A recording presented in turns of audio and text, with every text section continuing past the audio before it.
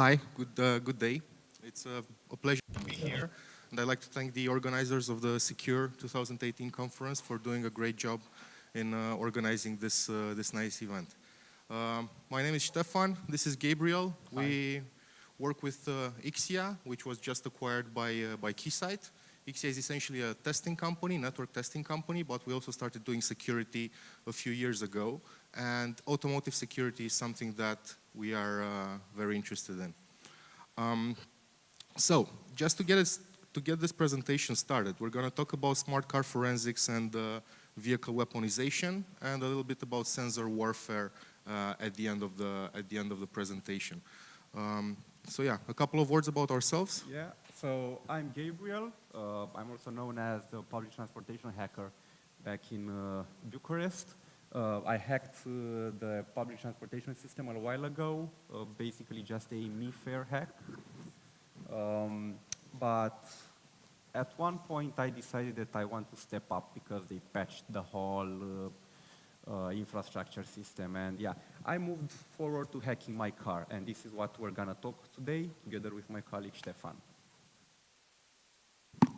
So yeah, actually Gabriel's story with hacking the public transportation system in Bucharest is a pretty nice story because we were actually surprised that when Gabriel responsibly disclosed this information to the public transportation system in Bucharest, they actually reacted in a very nice way. They fixed the problem quite quickly and then publicly thanked Gabriel for his responsible disclosure. And we're actually very surprised to see this kind of reaction from a government, especially because of the fact that there was a similar incident in Hungary, where a guy created an unlimited travel tickets for the Budapest public transportation system. And let's just say we heard that guy had some problems after disclosing this. I'm not sure if his disclosure was 100% responsible. So just a reminder, every time you want to disclose a vulnerability, please make sure that you give the affected party enough time to actually fix those problems and not create... Not 2 days. Yeah. That's how much he gave them, 2 days. So, yeah. So yeah, a couple of words about myself. I'm Stefan. I've been doing cybersecurity for more than 10 years now. I was mostly focused on malware research, mostly cyber espionage and APTs. But 1 year ago, I decided to switch gears and try to figure out other interesting things, such as automotive hacking. Now, one of the things that people think malware analysis and security research looks like is something like this, like some bored guys sitting in front of their computer analyzing malware. But in reality, when you're doing research, you actually feel like this. You get this nice adrenaline rush whenever you discover a new exploit or whenever you discover a new vulnerability or whenever you manage to, let's say, shut down a cybercrime operation. So yeah, in our presentation, we actually want to make some sort of a call for action because if you guys are interested in car hacking as well, I think this is an area in which we need to involve more and more people. Quick self-promotion from ourselves. If you're on Twitter, make sure to follow us because we always like to share new things and latest developments. And actually, working in security feels like you're part of a community, and actually Twitter is the main, let's say, public channel for our conversations. So it's very nice to be in touch with all of the researchers around the world and collaborate, try to solve. And I swear to God, I'm not a fake account. Oh yeah. So I'm legit. Gabriel really needs some followers. His account looks like a fake one still. So right, let's get this started. Essentially, we live nowadays in a world in which we want to make our cars autonomous. How many of you here are driving cars on a regular basis? Okay. How many of you are driving, let's say, smart cars? Okay, one hand, two. Are the cars smarter than you, do you think? Already, right? Yeah, so with 12 computers in a car, I think that's a pretty common scenario. Now, the automotive industry likes to divide this evolution from basic cars to fully autonomous cars into several levels. It's like 6 levels. But it goes to 5 because they start counting from 0, right? As like programmers do. So essentially level 0 is a horse and a carriage. I mean, it's just a normal car that has absolutely no automated feature. Level 1, you know, some cars can do something at once, like you have cruise control on the highway, or you have automated braking, or keeping the speed at the same level. You know, level 2 is when they have 2 functions like city brake assist and cruise control. And I think that most of the cars that we drive nowadays are usually level 1, level 2. Maybe for the most modern cars, let's say level 3, like the car can keep the lane, or the car can follow the car in front of it while it's running on a highway. But we're quickly moving towards level 5, and level 5 is like the ultimate autonomous dream when you're reading the newspaper while the car is driving itself. I'm not really sure why I want to read a newspaper in the future, but you know, this is how people like to imagine this thing. But the idea is that we want to get to a point in which cars will be able to operate themselves fully. And in order to do this, I think security is very important, because when talking about cars, human lives can be at stake compared to, let's say, what can happen when your computer gets infected. You just reformat the hard drive, reinstall the operating system, and everything is cool. So in order to get there, we want to connect our cars. If we want to connect our cars, we want to add more sensors, you know, like radars or Features. Features. Everybody wants more features in their cars. You know, Bluetooth connectivity, V2X, stuff like that. So essentially, we're exponentially increasing the attack surface of our cars. And of course, what motivated us to start doing this research was Charlie Miller's hack in 2014. Imbar did a pretty good job telling you about it, so we won't lose that much time here. But what I want you to remember is that when these guys published their hack, Jeep had to recall more than 100,000 cars from the market. And you know, being an auto manufacturer and having to recall tens or hundreds of thousands of cars, that's a big financial hit to your company. So automotive producers nowadays, they should have a really good incentive to make sure that the cars are as secure as possible whenever they ship them, so that they don't have to recall tens of thousands of them. So I'm gonna pass the clicker to Gabriel to tell you about how we started. Yeah, so whenever I get myself a new device, either a smart one or a dumb one, I just start looking over the forums to see what other tech enthusiasts like myself have achieved using the features on board that device. So what do people usually want to do when they get a new car or get a new phone and they get bored of it? Anybody got an idea? One? So I'll give you a hint. They try to change the wallpaper on that infotainment system, on that tablet, phone, whatever. So I started digging around on the forums, and I found a lot of interesting guys that were basically pulling together a compilation of hacks for that specific brand of car that I had. And all of that was done by inserting an USB stick whenever you would boot up your car. Yeah, booting up a car, you know, it's starting to become more and more of a norm. You have to turn it off and then on if you want it to work properly and all that. So I started digging even more, and I found this, a SSH daemon for your car. I mean, why would you need that? I don't know. Maybe for debugging purposes, maybe it got leaked from the initial developers, or I don't know, who knows? Let's just focus on the results. So I started digging around a little bit more, and I found out that it had quite a lot of power for just something that has to play an MP3 and display or navigation, like a Linux distribution, and this is going to help us a lot more on the long term. It's got a GPS module that's soldered onto your motherboard. So you don't have to actually buy the GPS module. You don't have to buy anything. It just gets activated by inserting a certain SD card into your car, and then you have GPS on it. 1 gig of RAM, a Wi-Fi module, and the USB debugging technique that I just presented you. So, by the way, it's a lot of power for a car, right? Yeah, you can even mine on it, you know. It looks like a fully fledged computer. So usually we like to say that cars nowadays are essentially computers running on 4 wheels. But after watching Imbar's presentation, it's more like cars nowadays are full office-sized networks running on 4 wheels. Yeah, yeah. So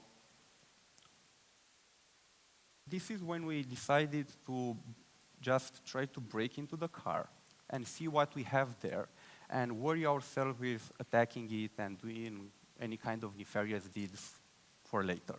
So we started digging in. We got SSH on it using the daemon that the guys have found, which is just a cross-compiled SSH daemon, and that's it. We disabled IP tables. Yeah. We ran the SSH daemon, and we just got into the car. It was just like you would get into any kind of random Linux box. And we found the credentials, which were the default credentials for the systems online. They were leaked by somebody from day 0, of course, and we could just log into, and we were root on our devices. And we just started grabbing every file that we could find, looking for interesting directory structures and all that. And at one point, we found some .sql files. So who knows what's that? An SQL file?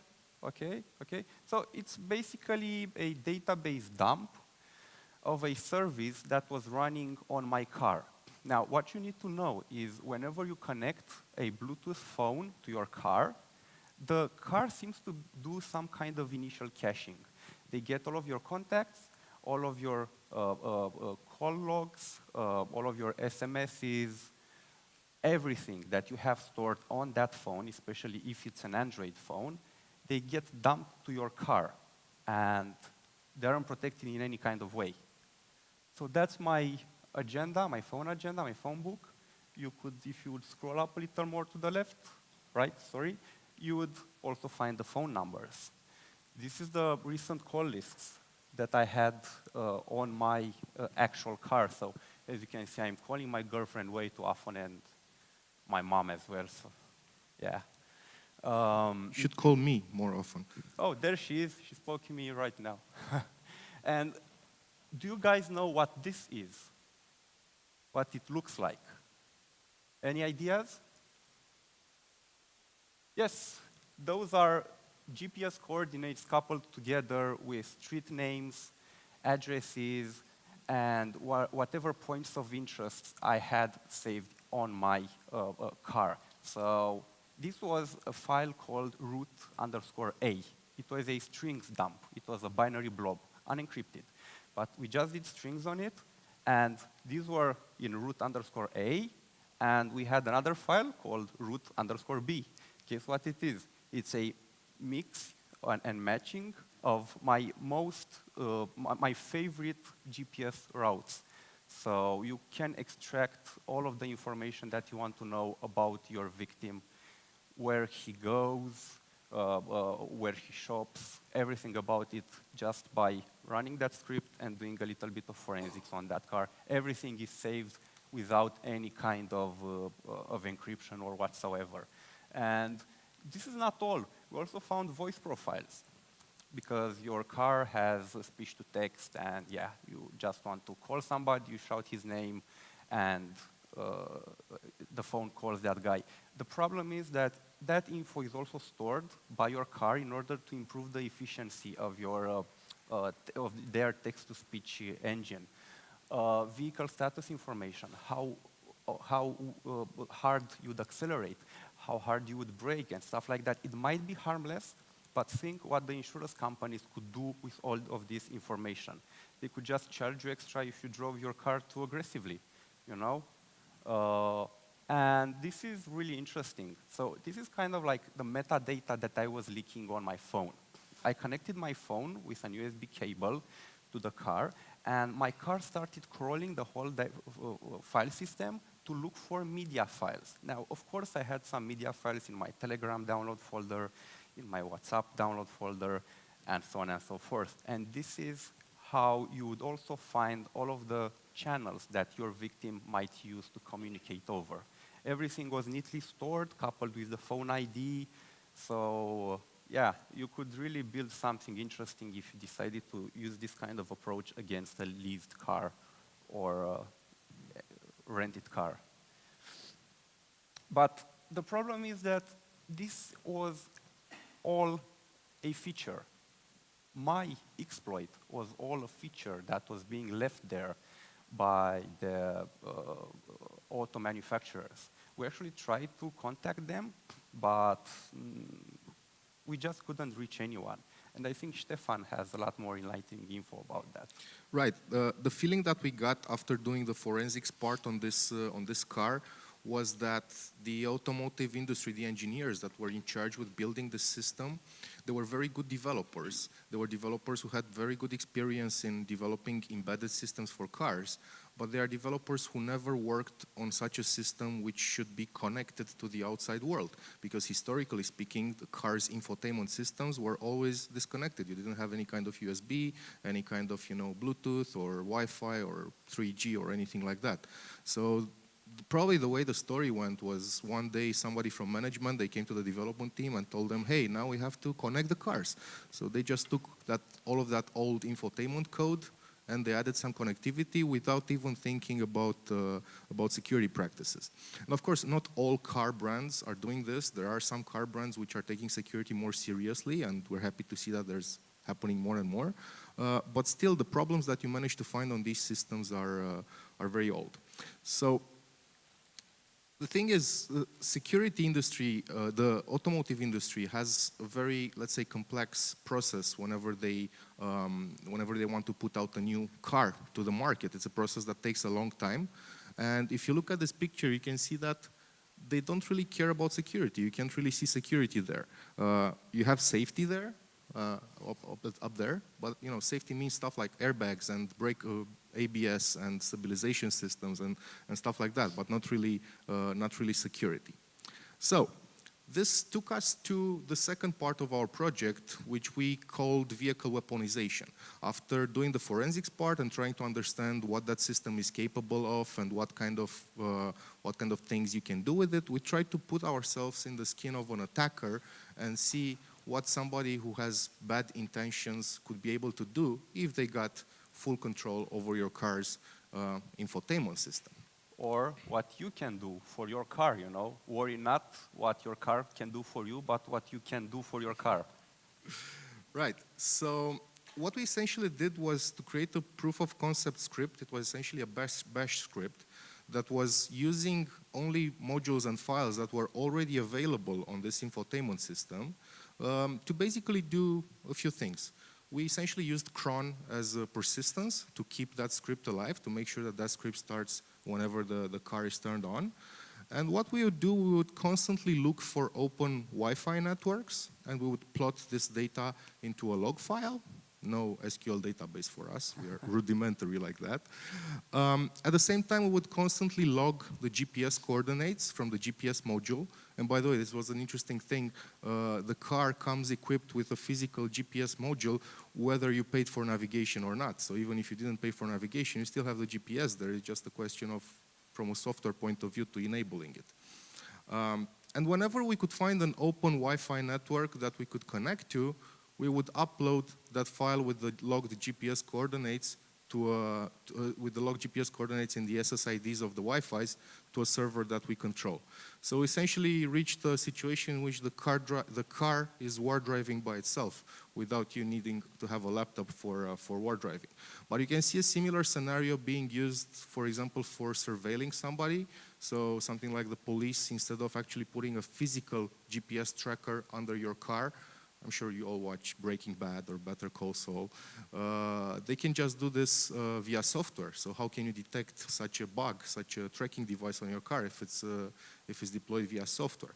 And of course, scenarios such as a live car botnet, like you've seen in the Fast and the Furious, will also become possible in the future. You just need a remote code execution exploit for some wireless interface, and then the cars would just be able to attack each other once they meet in traffic, right, at a traffic stop.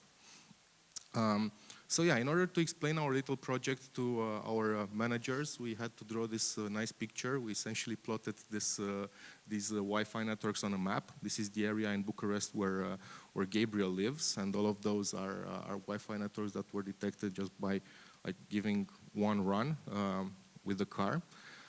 And actually, we wanted to do a live demo because we know that in security conferences, people like to see live demos. We wanted to bring a car here on the stage. But we talked with the organizers and they told us it's a bit complicated.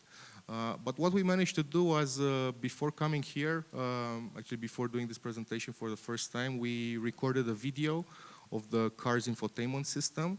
So you can see Gabriel is driving the car. We'll start driving the car soon. Remember, guys, don't hack and drive. At the same time. So you can see that every once in a while there's a pop-up showing up on the car's infotainment display, in which you can see the SSID of the open Wi-Fi that was found. Really sorry about the shakiness. We don't have the best roads in Romania, as you can see. But yeah, by the way, even the pop-up that you can see in this video recording is being done with a binary that was already on the car. There were so many binaries on the car's infotainment system that weren't actually needed by the system to run, but they were just probably forgotten there by the developers. So yeah, this is our successful demo.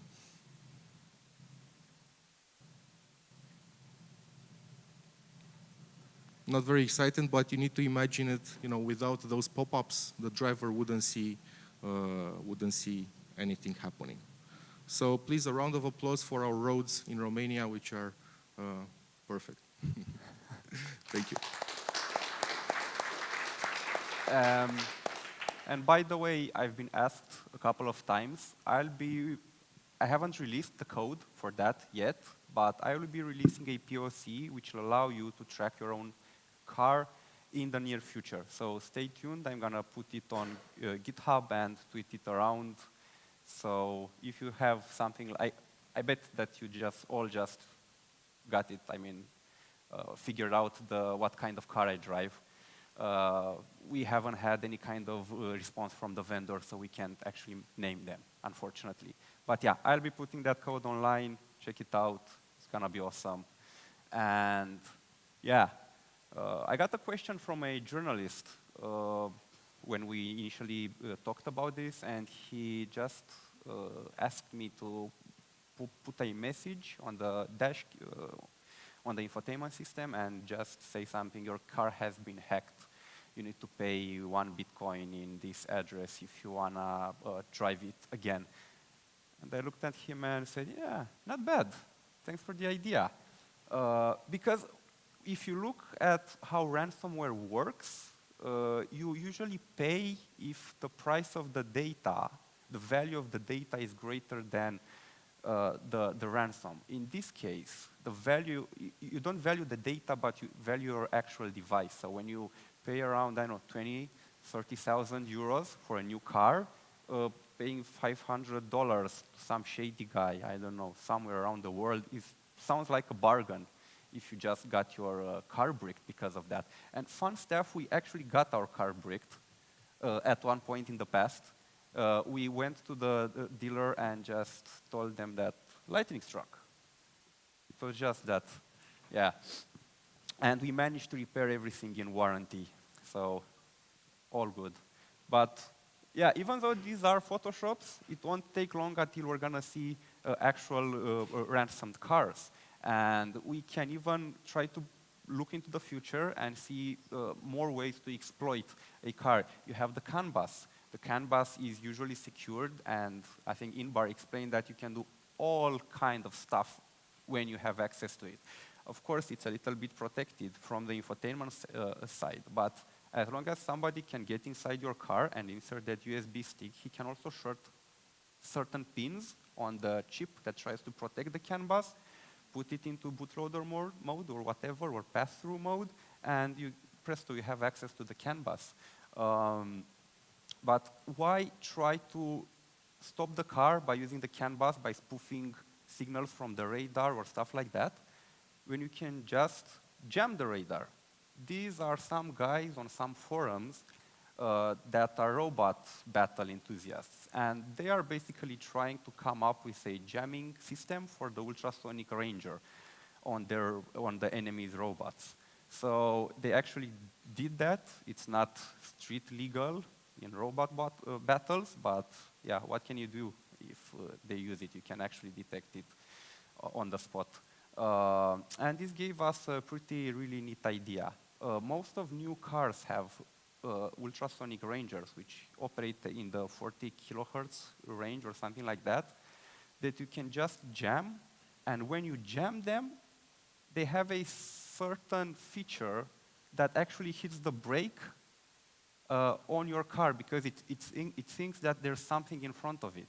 And this gets expanded to more advanced systems like the LiDAR used in my car for detecting collision in front of them, and the radar that some guys from China managed to use to jam by basically combining a mixer and a signal generator. I think both of them acquired from Keysight, which do measurement stuff and all that fancy. So right now it costs a lot to have a setup like that. It's like 300 grand or something like that. But just think how the situation went around 10 years ago before we got SDR. If you wanted to do any kind of shenanigans with radio waves, you had to have a big rack of mixers, signal generators, and all that crap. Now you can just do it with a tiny little board that basically gives you access to a rack full of devices instantly and without any kind of fuss. And this costs like how much? $500? Even $100 for the HackRF.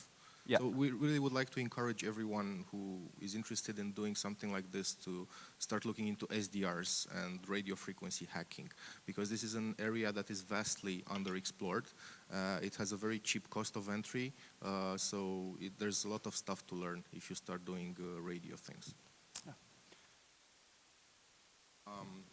So yeah, a couple of conclusions for the end of the presentation. I'm the guy with the conclusions. I care very deeply about our privacy, and spending almost all of my whole life online, I started to become somewhat disappointed in the way that the software industry generally treats our privacy and our personal data. And I'm pretty sad to see the same thing happening with our cars, because what we saw after doing the forensics part on Gabriel's car, we realized that drivers in the future are going to have their data leaked very easily, because with things such as car rental programs or car sharing programs or shared corporate fleets that are becoming more and more popular, especially in North America, Europe, and Asia.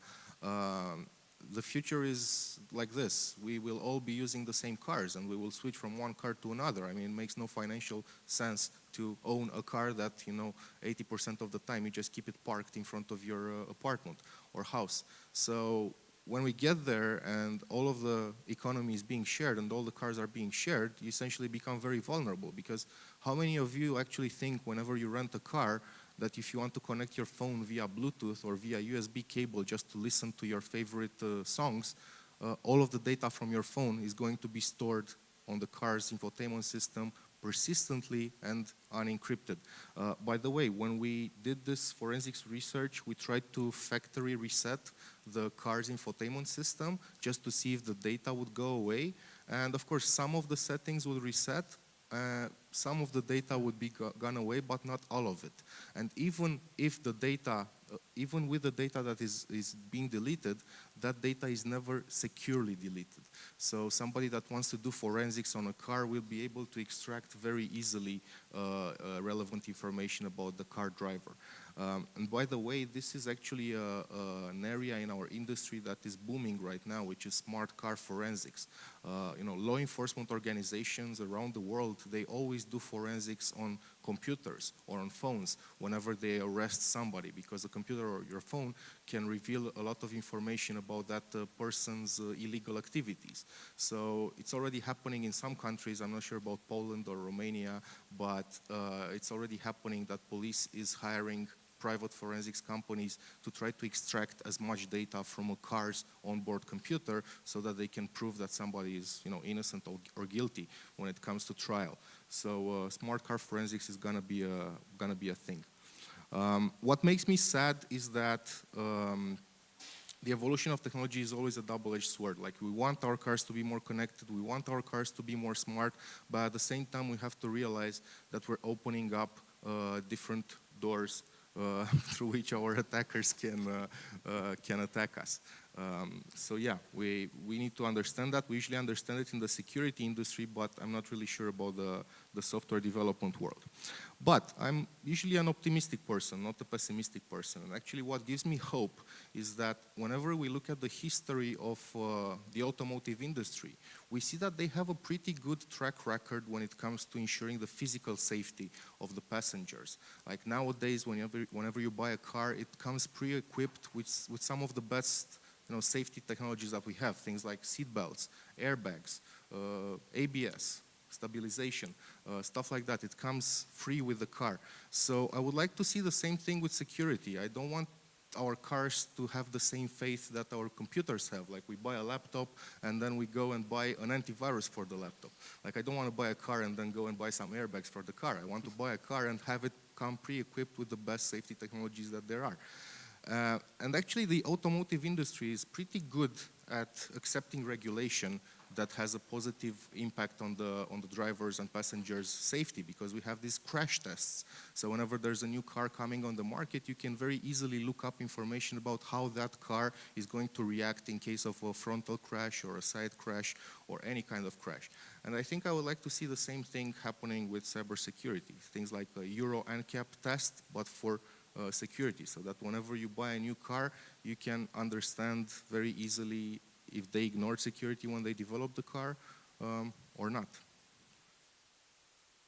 And before we end, this is the last slide that we have, a little bit of more self-promotion, but with an interesting conclusion that I want to share with you. We've been doing this presentation at different conferences around the world. We started with DevCamp in Bucharest, Romania, then Kaspersky SAS, then other conferences around Europe, and I think this is going to be the last time that we publicly talk about this specific project. But what made us really happy when we started working on this project was that we saw that information security magazines, publications, were really interested in our topic, in hacking cars. So we've got publications such as Motherboard, Decipher, or The Register, which are publications that we respect, that have written about our little research project here. So that made us proud. But what made us even more proud and even more happy was when Forbes approached us to do an exclusive story for Forbes.com, because we realized something. We realized the fact that we, in information security, we are inside a bubble. We all agree with each other that everything can be hacked. We all like to hack things and discover vulnerabilities. Whenever we discover new, we like to, pat each other on the back and congratulate ourselves. But unfortunately, the knowledge and the things that we discover rarely leave our bubble. Because if you look at the software development world, they don't really have that many discussions about security like we do. So we became even more happy when automotive magazines started to approach us. So magazines such as CarBuzz or DriveMag wrote about our project, and that was the moment when we realized that what we need in order to reach that future in which all of our cars are safe is to try to break out of our bubble. And I think that discussions such as this one and projects such as this one should actually be presented not only at security conferences, but maybe at automotive conferences or automotive shows, when they not only should show the latest and greatest technology, but they should also talk about the threats. So I'd like to encourage all of you to try to break out of your bubble, generally speaking, not just when talking about security and technology. And with this, I'd like to thank you very much for paying attention. Please give us a follow on Twitter and enjoy the coffee break.